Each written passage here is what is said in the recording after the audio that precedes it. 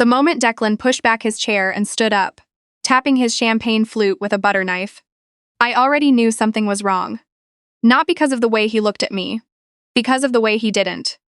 We were sitting at table 7 of the Hartwell Development Group's annual gala, inside the grand ballroom of the Fairmont Royal York in downtown Toronto. It was a Thursday in November, the kind of cold that comes off Lake Ontario and doesn't apologize. I'd had my hair done that afternoon.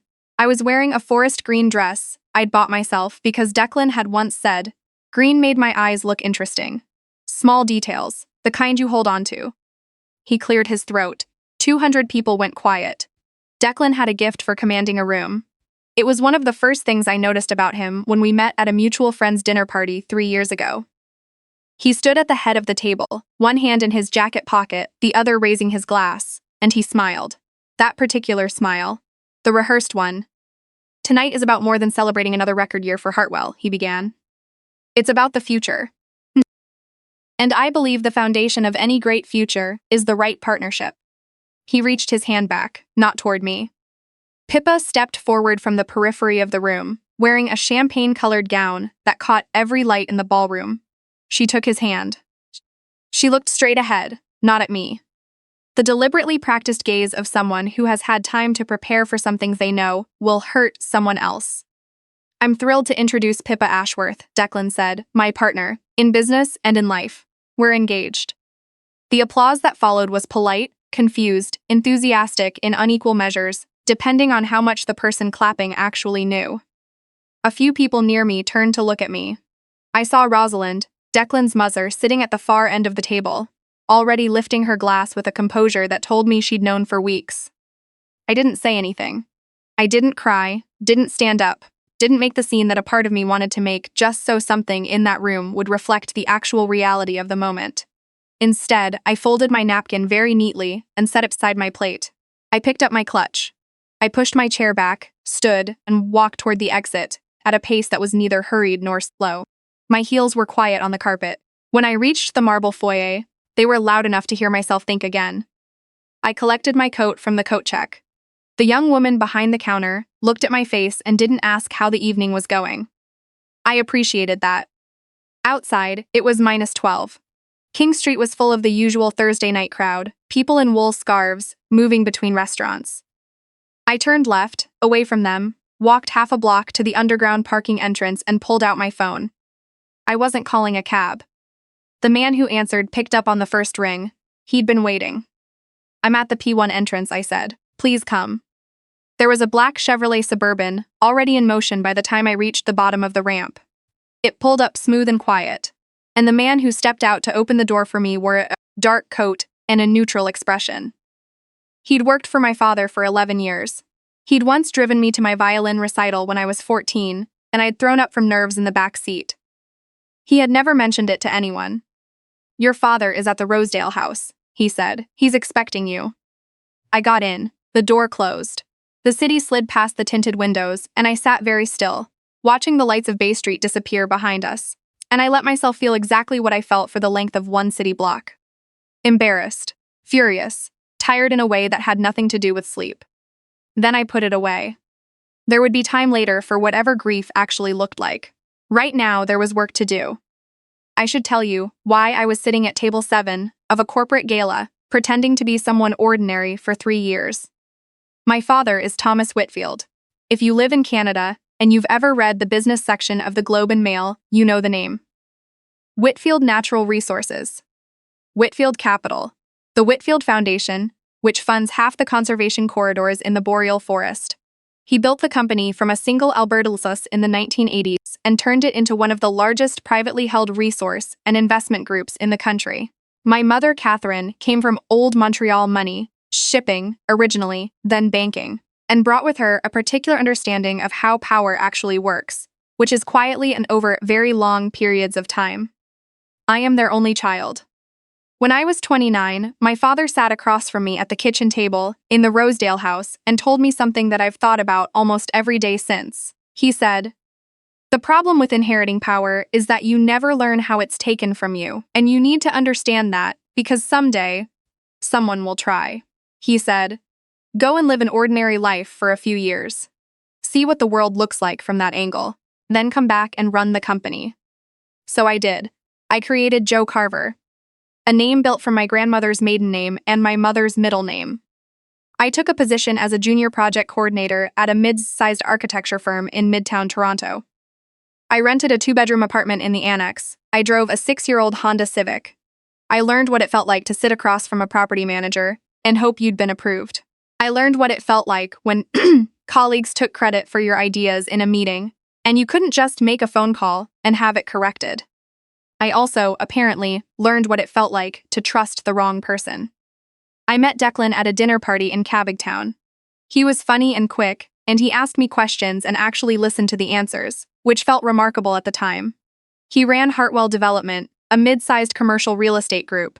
Solid enough reputation, nothing spectacular. We started dating 3 weeks later. I told myself I was being present in the life I'd chosen.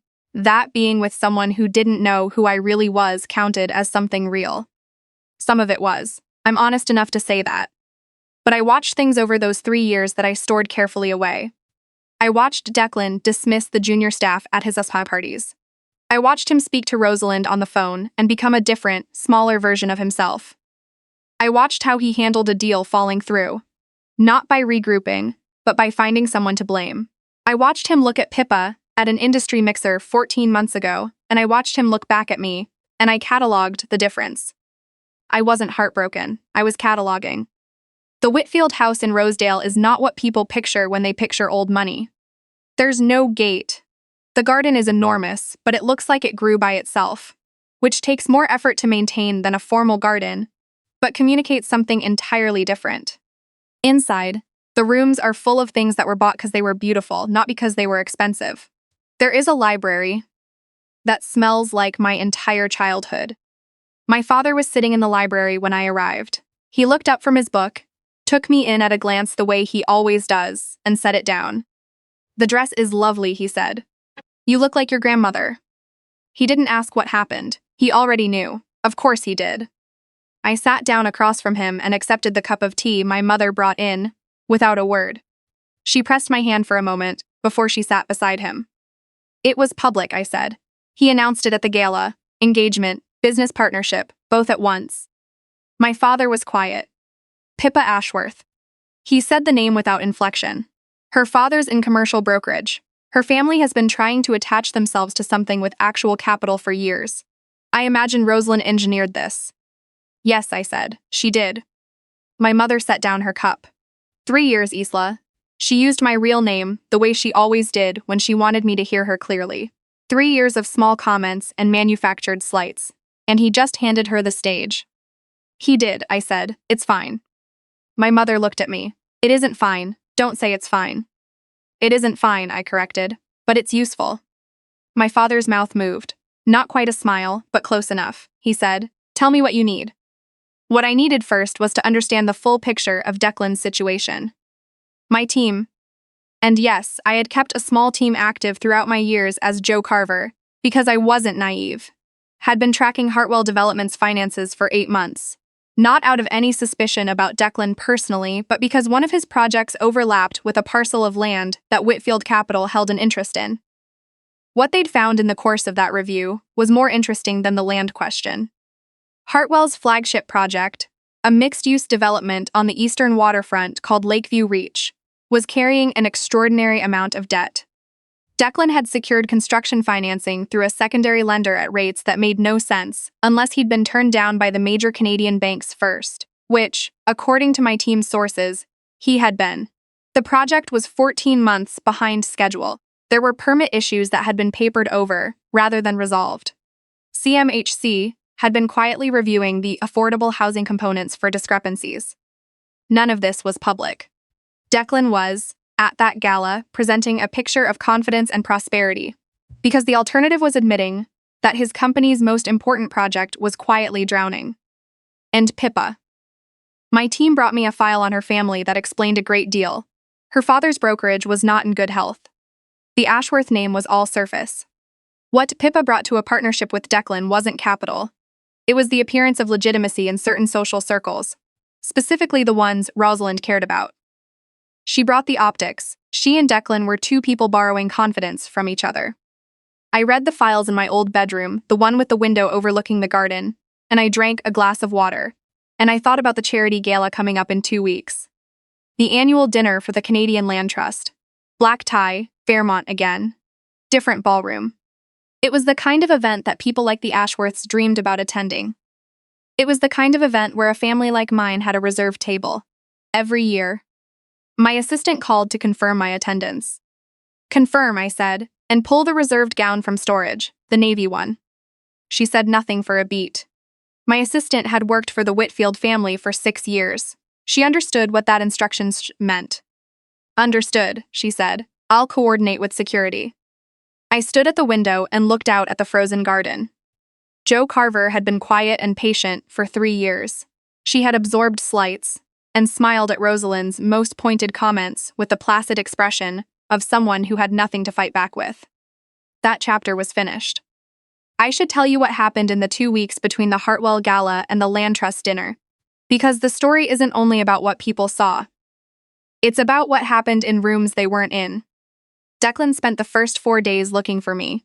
He called Jo Carver's number 14 times. The number was gone. Decommissioned the same night I left the Fairmont. He went to the annex apartment. The landlord told him Ms. Carver had given proper notice and vacated the week prior.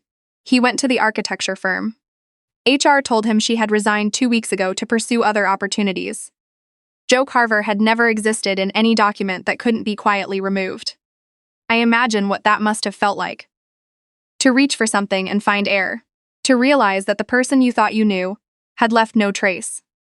I imagine it felt nothing like what I felt sitting at table 7 while he gave a speech about the future.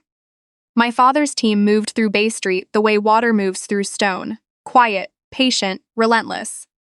Whitfield Capital began acquiring Hartwell shares through a series of holding companies, nothing aggressive, nothing traceable to us on the surface.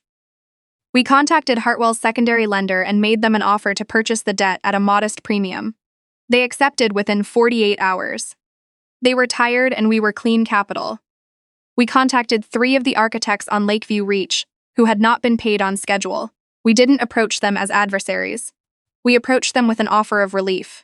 Because their position was not their fault, they became, quietly, cooperative. I did not enjoy any of this. That's the honest thing I can tell you. What I felt, managing those calls and reviewing those documents, was not satisfaction. It was something closer to clarity, the kind of clarity that comes when you stop pretending and start seeing things as they actually are. Pippa, meanwhile, was doing exactly what I expected. Spending money she didn't have to secure her new position. She booked a feature in a Toronto Society publication. She attended 3 events in Declan's name that he hadn't been invited to. She was performing the role before she'd earned it. She bought a dress for the Land Trust dinner that, according to a contact of mine who had been at the same boutique, cost more than her father's brokerage earned in a quarter. The drive to the Land Trust dinner was the last quiet moment before everything changed. My mother had supervised my styling herself, which meant 2 hours in the house's private sitting room with a woman she'd worked with for 20 years. The navy Valentino was simple in the way that only very expensive things are simple. No embellishment, nothing shouting, just a cut that understood exactly what it was doing. My mother clasped the sapphire earrings she'd given me for my 30th birthday. My hair was down. Soft waves that looked effortless because effort had been paid to make them look that way. She stepped back and looked at me for a long moment. I want you to remember something, she said. You didn't waste 3 years. You know things about how this world works that you couldn't have learned any other way. That knowledge belongs to you. I nodded. And whatever you do tonight, she continued, do it as yourself, not as someone making a point, as someone who knows who she is. The Suburban pulled out of the Rosedale gate at 7:45. I sat in the back and looked at the city. Bloor Street, then University, then King, the towers of the financial district lit against a black sky, and I turned my mother's words over in my mind the whole drive. The difference between making a point and knowing who you are. When we arrived at the Fairmont and the driver changed the plates for arrival, I understood what statement was being made. But it wasn't made for Declan. Not really. It was made for me. The ballroom doors opened and I walked in. I will not pretend I didn't notice the shift in the room. I noticed it. Anyone would have. The whisper that moves through a crowd when someone enters and something about them doesn't quite fit the expected register. That whisper happened. It started near the entrance and moved inward. I kept my pace even and let it move. I saw Declan and Pippa before they saw me. They were near the south windows, talking to a couple I recognized as the sort of mid-tier Bay Street figures, always working the room at these events. Declan was nodding with the particular attentiveness of someone who needs something from the person he's talking to. Pippa was in the dress, blush, pink, structured bodice, everything working hard. She looked good. She was trying. The woman who recognized me first was Margaret Fielding, who chaired the Land Trust Board and whose family had known the Whitfields for 4 decades. She crossed the room toward me with her arms slightly open, and that movement, a woman of Margaret's stature crossing a room toward someone, is visible from every corner of a ballroom. "Isla," she said, kissing my cheek. "My God, your mother said you might come." "I wouldn't miss it," I said. She took both my hands and looked at me the way certain older women do when they're deciding whether to say the thing they're thinking. She said it. "You look like someone who's come back from somewhere." "I have," I said. She laughed and pulled me toward the head table. I caught the exact moment Declan saw my face. He'd turned because the crowd had shifted and people were looking in my direction. He followed their gaze the way you follow any movement at the periphery of a room, expecting nothing, and then he saw me. What happened in his expression over the next 3 seconds was something I will carry with me for a long time, not with pleasure, but with understanding. First, there was pure animal recognition, then confusion, because recognition wasn't supposed to be possible here. Then the horror of understanding what that recognition meant. He knocked his champagne glass with his elbow. Pippa grabbed his arm. I continued walking. Margaret settled me at the head table between the Trust's executive director and Stuart Alcott of Alcott Partners, who shook my hand and said my father had called that afternoon. Of course he had. I was 2 bites into the first course when Declan arrived at the edge of my table. He had left Pippa somewhere behind him. He stood with his hands at his sides, and he looked at me with the expression of a man who has realized, very suddenly, that he has misread an entire situation from the beginning. "I need to ask," he stopped, started again, "Joe." I looked up at him. I let the silence sit for a moment. Not to be cruel, but because it was the honest measure of how much that name meant now. "I'm sorry," I said, and I let the confusion read naturally on my face, the polite kind you offer a stranger. "I don't think we've met." The color left his face completely. "You know that's not." He lowered his voice. "The people nearest us were not pretending not to listen. I know that's you.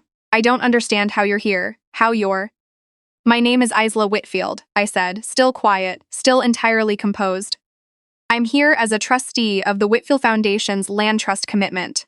If there's something urgent to discuss, I'd suggest doing it through the appropriate channels." I paused. "If this is personal, I'd ask you to consider the setting."